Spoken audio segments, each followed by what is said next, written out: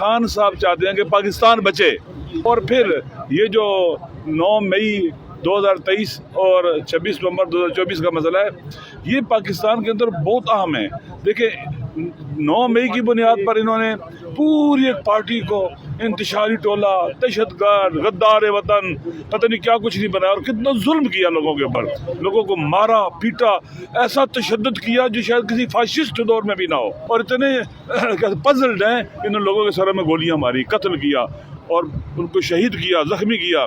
लिहाजा ये बात सबके सामने आ जानी चाहिए कि इन लोगों का हौसला ख़त्म हो चुका हुआ है, तहम्मुल बर्दाश्त ख़त्म हो चुकी है। अपने वतन के बेटों को गोलियां मारते हैं, जख्मी करते हैं, उनसे बात नहीं कर सकते। अल्लामा साहब कैसे हैं? पहले तो आप ये बताइएगा। ठीक है अल्लामा साहब, आज खान साहब से आपकी बड़ी लंबे अरसे के बाद मुलाकात है मुज़ाकरात को लेके। आज खान साहब ने वो जो मुज़ाकरात के अंदर जो वो तूल आ गया था, उसके बारे में भी कोई बात की है कि ये गैर संजीदा हुकूमत की तरफ से ये रवैया है कि आपके साथ जो मुज़ाकरात हैं वो तूल पकड़ गए? देखिए, खान साहब ने हुकूमत को वे आउट दिया है, क्योंकि ये ओवर बर्डन हो चुके हुए हैं 24-25 करोड़ आवाम के बहरानी मुल्क में, जहाँ सियासी उन्होंने बहरान खड़ा किया हुआ है, माशी समाजी अमन अमान का बहरान खड़ा किया हुआ है, खित्ते में तहव्वुलात जो चेंजिंग आ रही है उसके अंदर ये बिल्कुल इररेलेवेंट हैं, ये बोझ नहीं उठा पा रहे, और कहीं मुल्क को खुदा न खासा तो बहुत बर्बाद ना कर दे। लिहाजा खान साहब ने एक फुर्सत दी है, मौका दिया, वे आउट दिया है कि मुज़ाकरात हों, और मुज़ाकरात के ज़रिए चूँकि इल्लीगल लेजिटिमेट हुकूमत है और यहाँ से निकले जाएँ। लिहाजा खान साहब चाहते हैं कि पाकिस्तान बचे। दुनिया के अंदर जो तब्दीलियाँ आ रही हैं गहरे असरात पाकिस्तान के ऊपर हैं, और पाकिस्तान अपनी माशी वाबस्तगी का शिकार हो गया है, माशी इस्तिक़लाल खो बैठा है। जब कोई भी मुल्क माशी तौर पर वाबस्ता हो जाए तो कभी भी अपने नेशनल इंटरेस्ट है, नेशनल सिक्योरिटी उनकी हिफाजत नहीं कर सकता, और बावकार और बाइज़्ज़त मुल्क नहीं रहता। लिहाजा उन्हें सख्त फिक्र है पाकिस्तान की दुबाई बर्बादी की। इस बुनियाद पर खान साहब ने मुज़ाकरात की बात की है।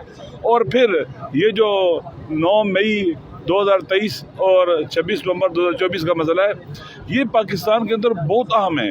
देखिए 9 मई की बुनियाद पर इन्होंने पूरी एक पार्टी को इंतशारी टोला, दहशतगर्द, गद्दार वतन, पता नहीं क्या कुछ नहीं बनाया, और कितना जुल्म किया लोगों के ऊपर, घरों में घुसे, चादर तकद्दुस पामाल किया, लोगों को मारा पीटा, ऐसा तशद्दुद किया जो शायद किसी फाशिस्ट दौर में भी ना हो, ऐसा तशद्दुद किया लोगों के ऊपर। लिहाजा लोगों इस वक्त पाकिस्तान के अवाम का सिस्टम पर एतमाद उठ चुका हुआ है। 9 मई हल होना चाहिए, क्योंकि 9 मई की बुनियाद पर नैरेटिव बनाया गया ऐसा। इसको पाकिस्तान को अगर सही रास्ते पर चलना है, आगे बढ़ना है, तो 9 मई से निकलना होगा हमें, और 9 मई से जुडिशल कमीशन निकाल सकता है। फिर 26 नवंबर का जो मैसेकर हुआ है, ये बहुत अहम है, बहुत खतरनाक है। ये इतने बौखलाए हुए हैं, इतने डरे हुए हैं, सहमे हुए हैं, और इतने पजल्ड हैं, इन लोगों के सर में गोलियां मारी, कत्ल किया और उनको शहीद किया, जख्मी किया। लिहाजा ये बात सबके सामने आ जानी चाहिए कि इन लोगों का हौसला ख़त्म हो चुका हुआ है, तहम्मुल बर्दाश्त ख़त्म हो चुकी है। अपने वतन के बेटों को गोलियां मारते हैं, जख्मी करते हैं, उनसे बात नहीं कर सकते। अभी कराची में आपने देखो क्या किया, पीटीआई की पीपल पार्टी की फाशिस्ट हुकूमत जो कराची के अंदर है, इन्होंने लोगों के सर में गोलियां मारी, धरना दे रहे थे, पुरअमन थे, उनको गोलियां मारे, जख्मी भी किया है।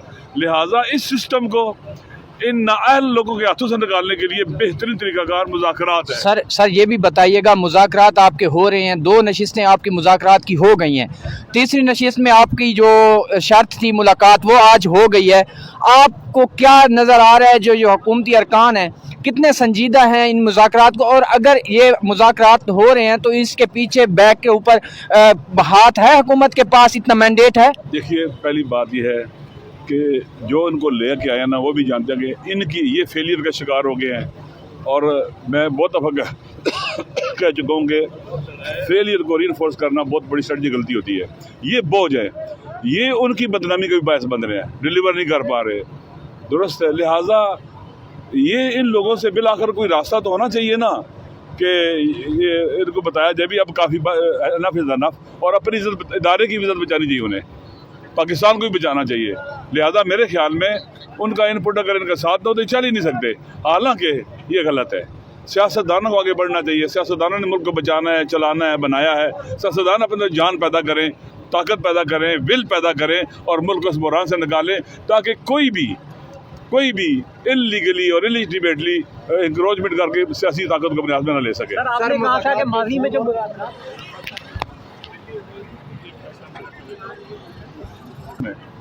باہر نہیں ملاقات ہوئی، لیکن خان اسی طرح سے مطمئن ہے. یقین کر لیں، نہیں لگتا وہ جیل کے اندر ہے، نہیں لگتا کہ وہ قیدی ہے. اسے پاکستان کی فکر ہے، اسے اپنے جیل میں جو قید میں دوست ہیں، ساتھی ہیں، سیاسی پولیٹیکل ورکر، ان کی فکر ہے. پاکستان کی سالمیت کی فکر ہے، پاکستان کے وقار کی فکر ہے، پاکستان کے اداروں کی تباہی کی فکر ہے.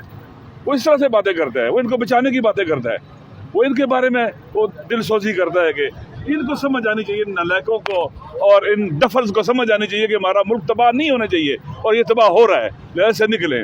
خان صاحب چاہتے ہیں کہ سارے ادارے محفوظ ہوں، سارے ادارے قوی ہوں، سارے ادارے کیا کہتے ہیں کہ اپنا کردار ادا کر سکیں اپنی اپنی جگہ پر، کوئی انکروچمنٹ نہ کرے، باہر نہ نکلے.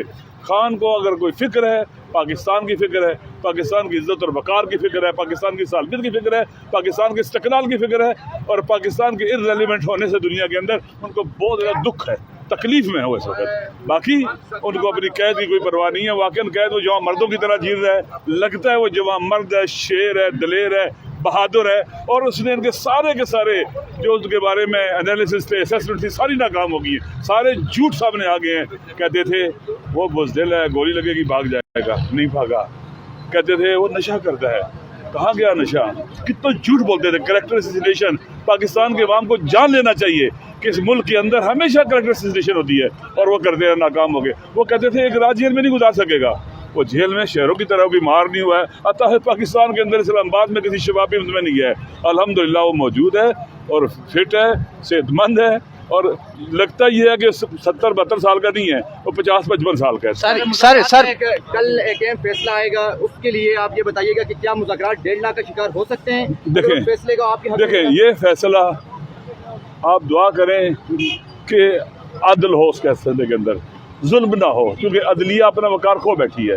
اور یہ جو فیصلہ کرے گی کہ ایسے کیس کے اندر جسے خود پروسیکیوشن کہہ رہا ہے کہ ان کو کوئی بینیفٹ نہیں ہے جن کے خلاف کیس ہے، تو پوری دنیا میں رسوا ہوں گے. یہ پوری دنیا میں پاکستان کا نظام ہے عدل اور برباد ہوگا، رسوا ہوگا.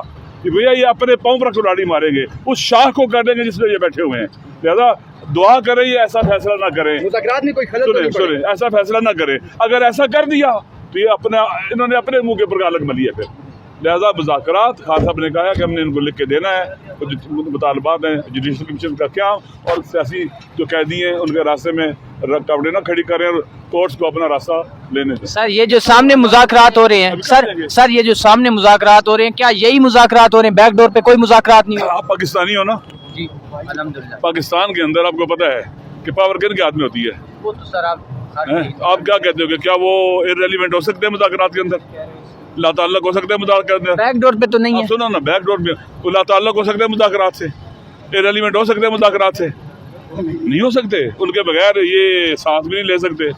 بالآخر اچھی بات ہے کہ جن کے پاس پاور ہے ملک کو اس بحران سے نکالنے کے لیے ان کو اپنا انپٹ ڈالنا چاہیے وہاں پر، تاکہ چیزیں آگے بڑھیں. اور سیاستدانوں کی عزت ہونی چاہیے، سیاستدانوں کا امیج بہتر ہونا چاہیے.